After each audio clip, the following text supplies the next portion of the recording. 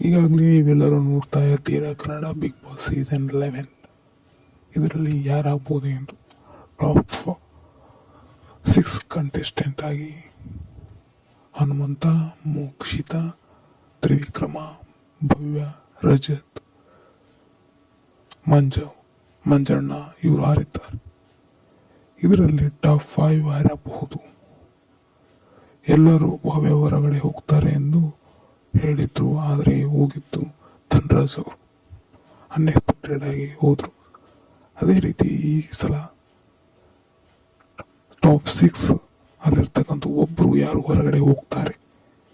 Mid weak eviction ಇರುತ್ತಾ? ಇರೋದಿಲ್ಲ.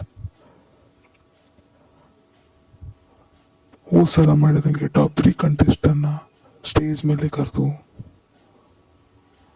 ಒಬ್ರು ಎವಿಕ್ಟೆಡ್ ಆಗ್ತಾರ. ಈ ಸಲ ಟಫ್ ಕಾಂಪಿಟೇಟ್ ಅಂದ್ರೆ ಟಾಪ್ 4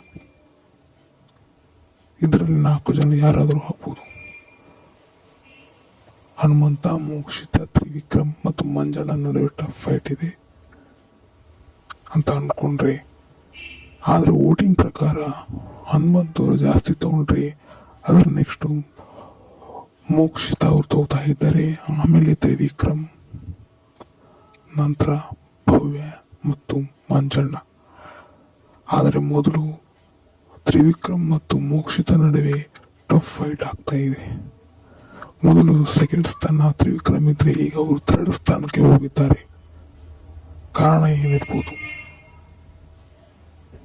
ಅವ್ರ ಮಾತು ಮುಳುವಾಗ್ತಾ ಇದ್ವಾ?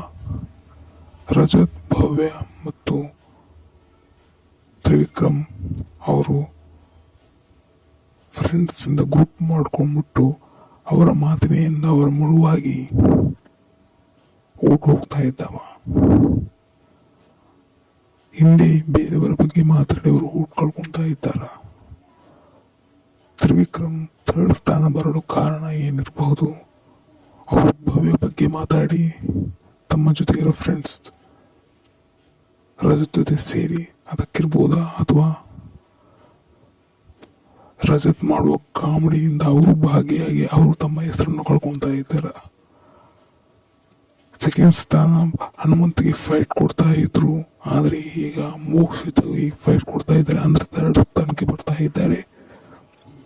ನೀವು ಯಾವಾಗಲೇ ನೋಡಿರ್ತೀರ ಕಲರ್ಸ್ ಕನ್ನಡ ಪೇಜ್ನಲ್ಲಿ ಅದರಲ್ಲಿ ಅತಿ ಹೆಚ್ಚು ವೋಟ್ ಮಾಡಿ ತಗೊಂಡಿದ್ದು ಹನುಮಂತ, ನಂತರ ಮೋಕ್ಷಿತ. ಅಂದ್ರೆ ಇವರು ಸೆಕೆಂಡ್ ರಪ್ ಆಗ್ತಾರ ತ್ರಿವಿಕ್ರಮ್ ಎಂದು ಅನಿಸ್ತಾ ಇದೆ. ಮೋಕ್ಷಿತ ಟಾಪ್ 2 ಆಗಬಹುದು. ಇದ್ರ ಬಗ್ಗೆ ನಿಮ್ಮ ಅನಿಸಿಕೆ ಏನು? ನೀವೇ ಹೇಳಿ.